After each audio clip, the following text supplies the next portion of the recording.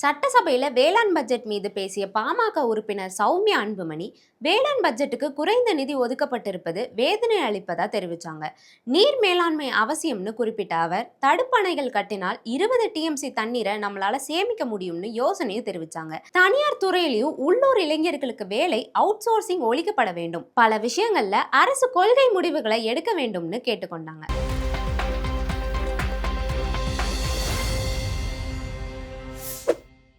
2026-2027 ஆண்டின் திருத்திய நிதிநிலை அறிக்கையில் மற்றும் வேளாண் அறிக்கையிலும் நிதிநிலை அறிக்கையில் பேச வாய்ப்பளித்தமைக்கு பாட்டாளி மக்கள் கட்சி சார்பாக நன்றியை தெரிவித்துக் கொள்கின்றேன்.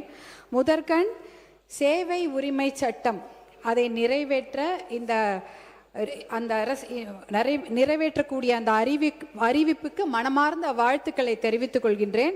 இந்த கோரிக்கையை தான் பாட்டாளி மக்கள் கட்சி 13 வருடங்களாக தொடர்ந்து குரல் கொடுத்து கொண்டிருக்கிறது. 21 மாநிலங்களில் இந்த சேவை உரிமை சட்டம் அமலில் இருக்கிறது. இந்த சேவை உரிமை சட்டம் வந்ததுன்னா பர்த் சர்டிஃபிகேட்டு, டெத் சர்டிஃபிகேட்டு, பட்டா, இந்த இபி, ரேஷன் கார்டு போன்றவையெல்லாம் எளிதில் மக்களுக்கு போய் சேரும். அதற்கு மனமார்ந்த வாழ்த்துக்களை தெரிவித்துக் கொள்கின்றோம். அதே போல இயற்கை விஞ்ஞானி பெரியவர் நம்மாழ்வார் அவர்கள் பெயரிலும் சேவை செம்மல் அஞ்சலை அம்மாள் அவர்கள் பெயரிலும் விருதுகள் வழங்கி கௌரவிப்பதை மனமார்ந்த வாழ்த்துக்களோடு வரவேற்கின்றோம். இயற்கை விஞ்ஞானி நம்மாழ்வார் பெயரில் இயற்கை வேளாண் பட்டய படிப்பு டிப்ளமா படிப்பு சொல்லிக் கொடுக்கும் பல்கலைக்கழகத்திற்கு அவர் பெயர் அமைக்கப்படுவதாக அறிவித்திருப்பது மிகுந்த மகிழ்ச்சியை தருகிறது. மகளிர் விவசாயிகளுக்கு அவர்களை ஊக்குவிக்கும் விதமாக பல நல்ல திட்டங்களை அறிவித்திருக்கிறீர்கள். அதற்கும் வாழ்த்துக்களை தெரிவித்துக் கொண்டிருக்கிறோம். இருந்தாலும் இந்த நிதிநிலை அறிக்கையில் நாங்கள் தமிழகமே எதிர்பார்த்த அந்த தமிழக விவசாயிகளின் கூட்டுறவு கடன் மொத்தமாக தள்ளுபடி செய்யப்படும் என்ற அந்த அறிவிப்பு வராமல் இருந்தது மிகப்பெரிய ஏமாற்றத்தை கொடுக்கிறது. எங்களுக்கு அது ரொம்ப வருத்தம் அளிக்கக்கூடிய விஷயம். தமிழ்நாட்டுடைய மக்கள் தொகை பார்த்திங்கன்னா ஒரு 8 கோடி பேர் இருக்கும். அதில் தமிழ்நாட்டில் விவசாயம் செய்யக்கூடியவர்கள் ஒரு 5 கோடி பேராவது இருப்பாங்க. அப்போ நிதிநிலை அறிக்கையில் 4,72,580 கோடியை நிதிநிலை அறிக்கையில் மாண்புமிகு நிதி அமைச்சர் அவர்கள் தாக்கல் செய்தார். ஆனால் வேளாண் நிதிநிலை அறிக்கையில் வேளாண் அக்ரிகல்ச்சருக்கு மட்டும் 14,000 கோடி தானா? 5 கோடி பேருக்கு வெறும் 14,000 கோடி தான் நீங்கள் தாக்கல் செய்திருக்கிறீர்களா? நீங்கள் 22 டிபார்ட்மெண்ட், கால்நடை, பால்வளம், வனத்துறை, கூட்டுறவு, பட்டு, கைத்தறி, இப்படின்னு வணிக வரி, இந்த மாதிரி டிபார்ட்மெண்ட் எல்லாம் சேர்த்து 22 டிபார்ட்மெண்ட்டுக்கெல்லாம் சேர்த்து தான் 58,000 கோடி இந்த நிதிநிலை பட்ஜெட் தாக்கல் செய்திருக்கிறீர்கள். ஆனால் வேளாண் துறைக்கு வெறும் 14,000 கோடி தான். இது ரொம்ப ரொம்ப ரொம்ப கம்மி. அதுவும் 5 கோடி பேருக்குன்ற போது ரொம்ப கம்மி. இதுக்கு 2 மணி நேரம் டீட்டெயில் பட்ஜெட்டை நம்முடைய மாண்புமிகு அக்ரிகல்ச்சர் வேளாண் துறை அமைச்சர்கள் தாக்கல் செய்திருந்தார். அதில் நிறைய விஷயங்கள் இருந்தது. ஆனால் நம்ம எதிர்பார்த்த நிறைய விஷயங்கள் இல்லை. அதை தான் நம்ம சொல்லணும். இப்போது பார்த்தீங்கன்னா நாங்கள்லாம் ஒரு குடும்ப தலைவியாக இருக்கிறோன்னா நாங்கள் கூட தான் பட்ஜெட் போடுவோம். கஷ்டம்தான். வெறும் கையில் முழம் போடுறது என்பது ரொம்ப ரொம்ப சிரமம் தான். வீட்டு வாடகையா, இபியா, ஹாஸ்பிட்டல் பில்லா, ஸ்கூல் ஃபீஸா, இல்லை இஎம்ஐ கட்டணுமா, ப்ரொவிஷன் வாங்கணுமா, தாய்மாமன் சீரை முதலமைச்சர் கொடுத்துருவாரு, அத்தை சீரு பாட்டி சீரு நம்ம தானே கொடுக்கணும். அப்போல்லாம் என்ன பண்ணுவீங்க? எவ்வளோ வேலை இருக்கிறது. இதையெல்லாம் மனதில் வைத்துக்கொண்டு தான் ஒரு பட்ஜெட் ஒரு குடும்ப தலைவி போடுவாங்க. நீங்களும் அதை மாதிரி தான் மனசில் வைத்துக்கொண்டு இஎம்ஐக்கு 78,680 கோடி போட்டிருக்கிறீங்க. அரசு இயந்திரம், அதாவது ஒரு கவர்மெண்ட் மிஷினரி நல்லா நடக்கணும்னா 91,032 crores. அதே போல் பென்ஷனுக்கு 41,846 கோடி. டோட்டலாக பார்த்தீங்கன்னா 1,32,878 கோடி ரூபாய்கள் நம்ம கவர்மெண்ட் மிஷினரி அரசு இயந்திரம் நல்லா நடக்கணும், மக்களுக்கு சேவை செய்யணுன்றதுக்காக கொடுத்துருக்கிறீங்க. மானியம் பார்த்தீங்கன்னா 1,74,494 கோடி. இது என்ன பார்த்தீங்கன்னா விவசாயத்துக்கு மட்டும் இலவச கரண்ட்டில் எல்லாத்துக்குமே வீடுகளுக்கு கூட ஒரு சில யூனிட் வந்து அது கொஞ்சம் மானிய விலையில தான் கொடுப்போம். சத்துணவு, அப்புறம் இந்த கேஸ் சிலிண்டர், வீடு எல்லாத்துக்குமே மானியம் இருக்கிறது. விவசாயத்துக்கு மட்டும் இல்லை, மொத்தமாகவே மானியத்துக்கு 1,74,000 கோடி, 74,494 கோடி வழங்கியிருக்கிறீர்கள். இவ்வளவையும் வழங்கிட்டு விவசாயத்துக்கு 14,000 கோடி தான் கொடுத்துருக்கிறீங்க. அப்போ பெண்கள் வந்து பட்ஜெட் போடும்பொழுது குழந்தைங்களுக்கு சாப்பாடு போடாமல் இருந்துருவாங்களா? சாப்பாடு போட்டு தான் ஆகணும். அப்போ அந்த சாப்பாடு போடுற அந்த விவசாயிக்கு பட்ஜெட் ஏன் இவ்வளோ கம்மியாக போட்டீங்க? அதுதான் எங்களுடைய கேள்வி, வேறு எதுவும் இல்லை.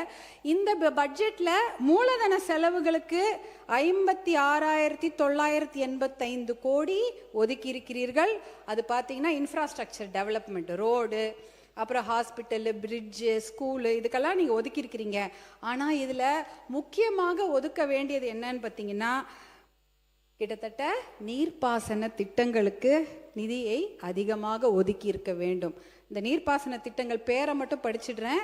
காவிரி குண்டாறு இணைப்பு திட்டம், தர்மபுரி காவிரி உபர்நீர் திட்டம், அரியலூர் சோழர் பாசன திட்டம், காவிரி சரபங்கா திருமணி முத்தாறு கால்வாய் இணைப்பு திட்டம், நந்தன் கால்வாய் திட்டம் மற்றும் தென்பெண்ணை துறிஞ்சலாறு இணைப்பு திட்டம், பாலாற்றில் தடுப்பணைகள் பாசன திட்டம், பாண்டியாறு புன்னம்புழா திட்டம், அத்திக்கடவு அவிநாசி திட்டம் 2.0, மேட்டூர் அணை வலதுகரை கால்வாய் நீட்டிப்பு திட்டம், தோணிமடுவு பாசன திட்டம், படேத்தலாவ் ஏரி கால்வாய் திட்டம், பாலேகுழி ஏரி கால்வாய் திட்டம், இத்தனை திட்டங்கள் இருக்கிறது. இந்த திட்டங்களுக்கு, நீர்ப்பாசன திட்டங்களுக்கு அதிகப்படியான நிதியை மூலதன செலவுகளில் ஒதுக்கி இருக்க வேண்டும். அதாவது பார்த்தீங்கன்னா தமிழ்நாட்டில் 950 மில்லிமீட்டர் மழை வருஷத்துக்கு பெய்யுது. இது போதுமான மழை தான். நம்மளுடைய south west monsoon, north east monsoon, தென்கிழக்கு வடமேற்கு அந்த மான்சூனில் நமக்கு நல்ல மழை பெய்யுது. ஆனால் அந்த மழை தண்ணி எல்லாம் கடலில் வீணாக கலந்துடுது. எப்படி பார்த்தீங்கன்னா முன்னாடிலாம் வந்து தமிழ்நாட்டில் மழை வந்து ஒரு 50 நாட்களாவது பெய்யும். அப்போ வந்து நிலத்தடி நீர் வளம் பெறும், மீதியெல்லாம் கடலுக்கு போயிடும். ஆனால் இப்போ 30 நாளில் இந்த 2 மான்சூன்லேயும் மழை பெஞ்சு மொத்தமாக தண்ணிலாம் வேகமாக கடலில் போயிடுது. அதனால் இந்த இரிகேஷன் ஸ்கீம்ஸ்னால் 2 விதமாக இந்த தண்ணீரை நாம் சேமிக்க முடியும். இந்த மழை தண்ணியை 2 விதமாக சேமிக்கலாம். ஒன்று பார்த்தீங்கன்னா இந்த தடுப்பணைகள் கட்டலாம். பாலாறில் தடுப்பணைகள் கட்டலாம், காவிரி ஆறில் தடுப்பணைகள் கட்டலாம். அந்த காவிரிக்கு நான் சொன்னேன் 420 கிலோமீட்டர் ஓடுதுன்னு. 10 கிலோமீட்டருக்கு ஒரு தடுப்பணைகள் கட்டினால் கண்டிப்பாக இந்த தண்ணீரை கடலில் போகாமல் நம்மளால் சேமிக்க முடியும். நீங்கள் வந்து 420 கிலோமீட்டரில் 10னா 42 தடுப்பணைகள் கட்டணும்னு கூட அவசியம் இல்லை. ஒரு 25-30 தடுப்பணைகள் கட்டினா கூட 20 டிஎம்சி தண்ணீரை நம்ம கடலில் போகாமல் நம்மளே சேர்த்து வச்சிடலாம். அந்த 20 டிஎம்சி தண்ணீர் இருந்தால் பாசன திட்டத்துக்கு உபயோகமாயிடும். தர்மபுரிக்கு 2 டிஎம்சி தண்ணி தான் தேவைப்படும், சேலத்துக்கு 5 டிஎம்சி தண்ணி. இப்படி இருந்தாலே இந்த மாவட்டங்கள் விவசாயம் செய்வதற்கு ஏதுவாக இருக்கும். அதாவது காவிரி ஆறு, பாலாறு, எல்லா ஆறுகள், கிட்டத்தட்ட நம்ம ஊர்ல 35 பெரிய ஆறுகள் இருக்கு. அதுல 10 கிலோமீட்டருக்கு ஒரு தடுப்பணை கட்டினால் கடலில் கலக்கும் நீரை நம்ம வேஸ்ட் பண்ணாம அதை நம்ம சேமித்தாலே நம்ம 100 டிஎம்சி தண்ணீர் வரைக்கும் நம்ம தமிழ்நாட்டிலே சேமித்து கொள்ளலாம். இதுக்கு அப்புறம் யாரையும் கேட்க தேவையில்லை. காவிரி யாருக்கா கர்நாடகா கிட்ட கையேந்த வேண்டியதில்லை, கேரளா கிட்ட இந்த புன்னம்புழா இந்த திட்டத்துங்களுக்காகவும் முல்லை பெரியாருக்காகவும் கையேந்த வேண்டியது கிடையாது. கிருஷ்ணா கோதாவரிக்காக நம்ம ஆந்திரா கிட்ட கையேந்த வேண்டியது கிடையாது. எல்லாமே நம்ம கிட்ட பெய்கிற மழையை நம்ம தடுப்பணைகள் மூலம் சேமித்துக் கொள்ளலாம். இரண்டாவது வழியில் இதே தண்ணீரை சேமிக்க முடியும். அது வந்து ஏரி குளங்களை தூர்வாருகின்ற திட்டம். 42,000 ஏரி இருந்தது, இன்னைக்கு 27,000 ஏரி தான் இருக்கிறது. அந்த 27,000 ஏரிகளை தூர்வாரினாலே இதுலயும் கிட்டத்தட்ட 100-150 டிஎம்சி தண்ணீரை தேக்கி வைக்க முடியும். இதுல அது கூட 10 அடி 20 அடி ஆழெல்லாம் தூர்வார தேவையில்லை. ஒரு மீட்டர், அதாவது இவ்வளவுதான் இருக்கும் 1 மீட்டர்னா, அந்த இந்த 1 மீட்டருக்கு நீங்க தூர்வாரினாலே, ஏரி குளங்களை தூர்வாரினாலே அந்த தண்ணீரை இதை சேர்த்து வைத்து ஏரியில தண்ணி இருந்ததுன்னா அவங்க கிணத்துல ஆட்டோமேட்டிக்கா தண்ணி வந்துடும். விவசாயியோட கிணத்துல அந்த ஆட்டோமேட்டிக்கா தண்ணி வந்ததுன்னா விவசாயம் நல்லபடியா பண்ணுவாங்க. இந்த திட்டத்தின் மூலம் பாத்தீங்கன்னா 100 டிஎம்சி காவேரியில, பாலாறுல 15-20 டிஎம்சி, தென்பெண்ணை ஆறுல ஒரு 30 டிஎம்சி, தாமிரபரணியில 15 டிஎம்சி தண்ணீர், இப்படின்னு ஒரு 150 டிஎம்சி தண்ணீரை நம் தமிழ்நாட்டில் நாமே தேக்கி வைத்துக் கொள்ளலாம். இதுக்கப்புறம் யார்கிட்டையும் தண்ணிக்காக கேட்க வேண்டியதே இல்லை. கிரவுண்ட் ரீசார்ஜ் ஆயிடும், ஏரி குளங்கள்ல தண்ணி இருக்கும். ஆனால் இந்த திட்டங்கள் அந்த வேளாண் பட்ஜெட்ல இருக்கும் என்று நான் எதிர்பார்த்தேன். அந்த திட்டங்களுக்கான நிதி ஒதுக்கீடு ரொம்ப ரொம்ப கம்மியாக இருந்தது. அதை 1% தான் செய்ய முடியும். இந்த திட்டங்களில் நிதி ஒதுக்கீடு பண்ணி தான் 1% தான் அந்த நிதி ஒதுக்கீடுக்கு அந்த வேலைகளை செய்ய முடியும். அதே சமயம் இந்த சமயம் பார்த்தீங்கன்னா கிரவுண்டு ரீசார்ஜும் ஆகாது. ஏரி பாசனம் இல்லை, ஆற்று பாசனம் இல்லை, மழை தண்ணியும் வேகமாக கடலில் போயிடுது. எதை வச்சு விவசாயிகள் விவசாயம் செய்வாங்க? அவங்க நிலத்தடி நீரை நம்பித்தான் இருக்கிறார்கள். நிலத்தடி நீர் இப்போ எங்கே போயிடுச்சு? கிட்டத்தட்ட 100 அடி 200 அடி 800 அடிலாம் சில ஊரில் நிலத்தடி நீர் கீழே போயிடுச்சு. அவ்வளோ பெரிய பைப்பு போட்டால் தான் நிலத்தடி நீரை உறிஞ்சி எடுத்து அவங்க பாசனம் செய்ய முடியும். அதற்காக தான் விவசாயிகள் இலவச மின்சார திட்டத்துக்கு பதிவு பண்ணியிருக்கிறாங்க. கிட்டத்தட்ட 2 லட்சம் பேர் இலவச மின்சார திட்டத்துக்கு பதிவு பண்ணியிருக்கிறாங்க. அதே சமயம் தட்கல் முறையில் கிட்டத்தட்ட 65,000 பேர் பதிவு பண்ணியிருக்கிறாங்க. பார்த்தீங்கன்னா 5 ஹார்ஸ் பவர்லேருந்து 15 ஹார்ஸ் பவருக்கு 2 லட்சத்துலேருந்து 4 லட்சம் ரூபாய் வரைக்கும் அவங்க முன்பணமாக எலக்ட்ரிசிட்டி போர்டுக்கு செலுத்தி இருக்கிறாங்க. மின்சார வாரியத்துக்கு ஒரு 1,500 கோடி ரூபாயை கடன் வாங்கி காலில் இருக்க கொலுசெல்லாம் விற்று, காதில் இருக்கிற கம்மலெல்லாம் விற்று 2 லட்சம் 4 லட்சம் கட்டியிருக்கிறாங்க. இன்னும் அந்த இலவச மின்சார திட்டம் அவர்களுக்கு வழங்கப்படவில்லை. தேர்தல் வந்துருச்சு, அதனால வழங்கவில்லைன்னு சொன்னாங்க. தேர்தல் முடிஞ்சு 2 மாதம் ஆயிடுச்சு. கண்டிப்பாக அந்த இலவச மின்சார திட்டத்தை பதிவு செய்த அந்த விவசாயிகளுக்கு வழங்குமாறு உங்களை அன்போடு கேட்டுக்கொள்கின்றேன். அதே சமயம் பார்த்தீங்கன்னா நிறைய மானியங்களை அறிவித்திருக்கிறீர்கள், நான் பார்த்தேன். ஆனால் இந்த மானியங்கள்லாம் பார்த்தீங்கன்னா 1 ஏக்கர் 2 ஏக்கர் விவசாயிகளுக்கு தெரியவே தெரியாது. ஒரு 20-30 ஏக்கர் வைத்திருக்கிற விவசாயிகள் தான் இந்த மானியத்தை பற்றி நன்றாக தெரியும். அவங்க தான் ஒரு 2 வீலர் எடுத்துக்கிட்டு பைக் எடுத்துக்கிட்டு அவங்க நகர்ப்புறத்துக்கு போயிட்டு விஏஓ பிடிஓ எல்லாரையும் போய் பார்த்து அந்த மானியத்தெல்லாம் வாங்கிட்டு வருவாங்க. ஆனால் இந்த 1 ஏக்கர் 2 ஏக்கர் எங்கேயோ குக்கிராமத்திலே மலைப்பகுதியில் உட்காந்துருப்பாங்க.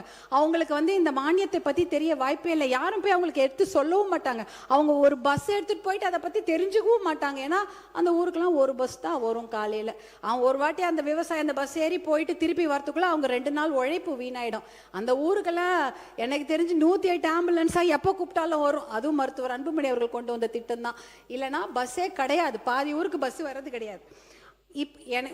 நாங்கள் இந்த அக்ரிகல்ச்சர் பட்ஜெட் போடும்பொழுது ஒரு கூட்டத்தை நம்முடைய அரசாங்கம் கூட்டியிருந்தார்கள். 3 மாண்புமிகு அமைச்சர்கள் அங்கே உட்கார்ந்துருந்தாங்க. எங்களை போன்ற சட்டமன்ற உறுப்பினர்களும் பாராளுமன்ற உறுப்பினர்களும் அங்கே உட்காந்து சேலத்தில் ஒரு கூட்டம் போட்டாங்க. அக்ரிகல்ச்சர் பட்ஜெட் போடுவதற்கு முன்னாடி ஒரு கலந்தாய்வு கூட்டம். எத்தனையோ விவசாயிகள் கலந்து கொண்டார்கள். அங்கே விவசாயிகள் நிறைய குறைகளை சொன்னாங்க. அவங்க யாருமே அரசியல்வாதிகளாக எங்களை பற்றி எந்த குறையுமே சொல்லலை. அரசு அதிகாரிகளே தான் அவர்கள் குறை சொன்னார்கள். ஏன்னா அந்த மானியம்லாம் அவங்களுக்கு ஒழுங்கா போய் சேரதே இல்லை என்ற குறையை அவங்க அரசு அதிகாரிகள் பேர் தான் அவங்க சொல்லிட்டு இருந்தாங்க. அதெல்லாம் நாம் களைய வேண்டும். ஏன்னா அந்த மானியங்கள்ல இருக்கக்கூடிய அந்த பணம் அவர்களுக்கு நல்லபடியாக போய் ரீச் ஆகுதா சேருதா என்பதை நாம் கண்டிப்பாக அதை நம்ம பார்க்க வேண்டும். பேரவைத் தலைவர் அவர்களே, என்ன பேரவைத் தலைவர்களே, எனக்கு கொஞ்சம் 12 நிமிஷம் கொடுத்துருங்க. இல்லை, நீங்கள் சொல்ல கருத்துக்கள் எல்லாம் கவனத்தில் கொள்ள வேண்டிய கருத்துக்கள். ஆனால் சுருக்கமாக முடிக்கிறீங்க. அப்போ இப்போ இதுதான் விவசாயத்துக்கு நாம் கொடுக்க வேண்டிய முக்கியத்துவம். அதற்கு ஒரு முதல் மரியாதை கொடுத்து பட்ஜெட் போட வேண்டும் என்று அன்போடு கேட்டுக்கொள்கின்றேன். அடுத்தது விவசாயம் எவ்வளோ முக்கியமோ அதே போல் மனித வளம் ரொம்ப ரொம்ப முக்கியம். தமிழ்நாட்டை பொறுத்தவரை வேலை வாய்ப்புக்கான அறிவிப்புகள் நிறைய இருக்கும் என்று எதிர்பார்த்தோம். இப்போ பார்த்தீங்கன்னா அண்ணல் அம்பேத்கர், அப்புறம் தந்தை பெரியார், சமூக நீதி போராளி மருத்துவர் ஐயா போன்றவர்கள்லாம் எத்தனையோ போராட்டங்களை சந்தித்து ஜெயிலுக்கெல்லாம் போயிட்டு எத்தனையோ சமூக நீதியை பெற்றுக் கொடுத்தார்கள். அதனால் நிறைய பேர் நல்லா படிக்கிறாங்க. ஆனால் அவங்களுக்கெல்லாம் வேலை இல்லை. லட்சக்கணக்கான இளைஞர்கள் படித்து விட்டு வெளியில் வருகிறாங்க. அவங்கெல்லாம் எதிர்பார்ப்பது அரசு வேலை தான். அரசு வேலையில் பார்த்தீங்கன்னா டிஎன்பிஎஸ்சி, டிஆர்பி, அதாவது டீச்சர் ரெக்ரூட்மெண்ட் போர்டு இருக்குது, மெடிக்கல் ரெக்ரூட்மெண்ட் போர்டு இருக்குது, தமிழ்நாடு அரசு பணியாளர் தேர்வாணையம் இருக்கிறது, யூனிஃபார்ம்டு சர்வீஸ் எக்ஸாம், சீருடை பணியாளர் தேர்வாணையம், இத்தனை இருக்கிறது. இந்த எக்ஸாம்லாம் எத்தனையோ பேர், ஒரு 3000 போஸ்ட்டுக்கு 30 லட்சம் பேர் எழுதுறாங்க. எழுதிட்டு என்னன்னா 10 வருஷமா அந்த எக்ஸாம் எழுதுறாங்க, பாஸ் பண்றாங்க, அப்புறமா உங்களுக்கு வேலை கிடைக்கிறது இல்லை. பாஸ் பண்ணிட்டு சர்டிஃபிகேட் வெரிஃபிகேஷன் போகிறாங்க, அப்புறமா உங்களுக்கு வேலை கிடைக்கிறது இல்லை. வேலை கிடைச்சாலும் பணி உயர்வு கிடைப்பதில்லை, பணி உயர்வு கிடைச்சாலும் ஓய்வூதியம் கிடைப்பதில்லை.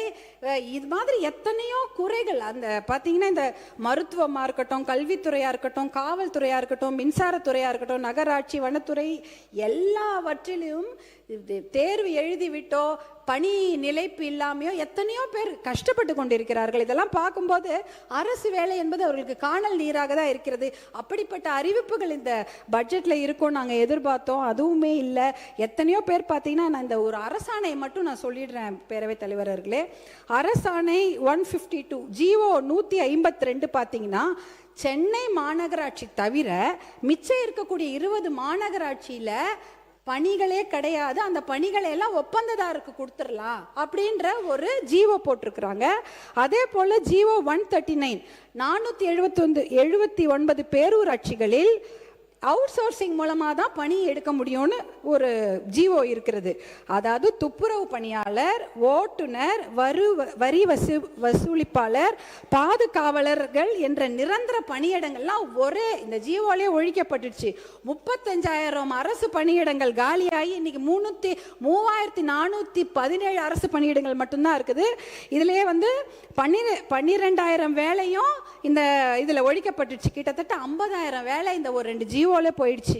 அரசு வேலை, அரசு உயர்கல்வி நிறுவனங்கள், சுகாதாரத்துறை, ஊரக வளர்ச்சித்துறை, மின்சார வாரியம்ல டி பிரிவு பணியிடங்களும் அவுட் சோர்சிங் மூலமாக தான் போகுது. அப்படின்னா அவுட் சோர்சிங்னா குத்தகை மூலமாக ஒரு மனிதவள நிறுவனங்களே அந்த வேலையை எடுத்து செய்யலாம். ஆனால் அவங்களுக்கு அரசாங்கம் தான் அவங்களுக்கு பணி கொடுக்குறாங்க. அவங்க வேலையாட்களை அமர்த்தி அந்த வேலை வாங்கி கொள்ளலாம். இதில் பார்த்தீங்கன்னா, இந்த கான்ட்ராக்ட் ஒப்பந்த தொழிலாளர்கள் சந்திக்கும் இன்னல்கள் ஏராளம். பார்த்தீங்கன்னா, இதில் உழைப்பு சுரண்டப்படுகிறது, ஊதியம் சுரண்டப்படுகிறது, மனித உரிமை மீறல் இருக்கிறது, சமூக நீதி, இடஒதுக்கீடு இடமே கிடையாது. இந்த அவுட் சோர்சிங் முறையை கண்டிப்பாக ஒழித்து விட்டு, ஏன் தெரியுங்களா, 100 கோடி ரூபாவோ 150 கோடி ரூபாவோ அந்த நிறுவனங்களுக்கு கொடுத்தீங்கன்னா 12 கோடி ரூபாய் மட்டும்தான் அவங்க சம்பளமாக கொடுக்குறாங்க. மிச்சம் 140 கோடி ரூபாய் என்ன ஃபினாயில் வாங்குறதுக்கும் தொடப்பம் வாங்குறதுக்குமா யூஸ் பண்ணிக்கிறாங்க. அப்போ என்ன, அது அட்மினிஸ்ட்ரேஷன் சார்ஜஸ்ன்னு சொல்கிறாங்க. இதெல்லாம் ஒழிச்சிட்டாதான் இடஒதுக்கீடு பாதுகாக்கப்படும், மனித உரிமை மீறலை நம்ம குறைக்கலாம். அதே போல் நீங்கள் பார்த்தீங்கன்னா, அடுத்தது டெம்பரரி தற்காலிக பணியிடங்கள். அந்த தற்காலிக பணியிடங்களில் 5 வருஷம் பணியாற்றினா அவங்களுக்கு நிரந்தர பணியிடமாக ஆக்கி கொடுக்க வேண்டும். இன்னொரு சொல்யூஷன் இருக்கு. தனியார் நிறுவனங்களில் 80% உள்ளூர் இளைஞர்களுக்கு வேலை வாய்ப்பு கொடுக்க வேண்டும் என்ற ஒரு பாலிசி டிசிஷன் சட்டத்தை கொண்டு வந்தால் கண்டிப்பாக அரசு வேலை இல்லைன்னு ஆகிப்போச்சு. அட்லீஸ்ட் தனியார் வேலையிலாவது அவங்களுக்கு ஒரு முன்னுரிமை கிடைக்கும். இந்த பாலிசி டிசிஷன் பார்த்தீங்கன்னா, ஆந்திரா, கர்நாடகா, குஜராத், மகாராஷ்டிரா, ஹரியானாலாம் எடுத்திருக்கிறாங்க. அந்த பாலிசி டிசிஷனுக்கு எந்த ஒரு செலவுமே கிடையாது. ஒரு சட்டத்தை போட்டால் கண்டிப்பாக 80% இளைஞர்களுக்கு தனியார் நிறுவனங்களில் வேலை கிடைக்கும். இது ஒரு சொல்யூஷனாக நாங்கள் சொல்கிறோம். இதை மாற்றம் அப்படின்னு சொல்லிட்டு தான் எல்லாருமே ஆட்சிக்கு வந்திருக்கிறாங்க. இறுதியாக சமூக நீதி கணக்கெடுப்பு என்று ஒரு வரலாற்று சிறப்புமிக்க தீர்மானத்தை அறிவிப்பை வெளியிட்டீர்கள். அதற்கு பட்ஜெட் ஒதுக்கி இருந்தால் இன்னும் நன்றாக இருந்திருக்கும். அதே போல கூட்டுறவு கடன் தள்ளுபடியை எதிர்பார்க்கின்றோம். இலவச மின்சாரத்திற்கு உடனடியாக எதிர்பார்த்திருக்கின்றோம். டாஸ்மாக் மதுக்கடைகளை படிப்படியாக மூடி பெண்களுடைய மகிழ்ச்சிக்கும் பாதுகாப்பையும் உறுதி செய்ய வேண்டும். அதற்கான அறிவிப்புகளையும் எதிர்பார்த்து கொண்டிருக்கின்றோம். ஆல்டர்னேட் ரெவென்யூ பற்றிய முழு திட்டங்கள் வேண்டும். அவுட் சோர்சிங் முறை முற்றிலுமாக ஒழிக்கப்பட வேண்டும். தற்காலிக பணி செய்பவர்களுக்கு அது நிரந்தர பணியிடமாக ஆக்கி கொடுக்க வேண்டும். தனியார் நிறுவனங்களில் அந்த இளைஞர்களுக்கு 80% வேலை வாய்ப்பை உறுதி செய்ய வேண்டும். இதெல்லாம் தான் என்னுடைய கோரிக்கை. முக்கியமான கோரிக்கை காவிரி தர்மபுரி உபர்நீர் திட்டத்தை தயவு செய்து மறந்து விடாதீர்கள்.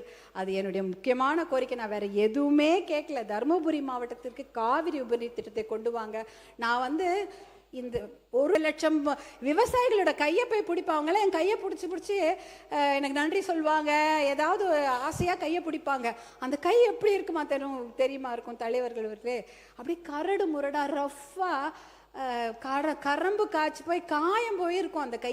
ஏன்னா அவங்க சேர் சகதியில் மட்டும் இல்லை, பாறையில் வேலை செய்கிறாங்க.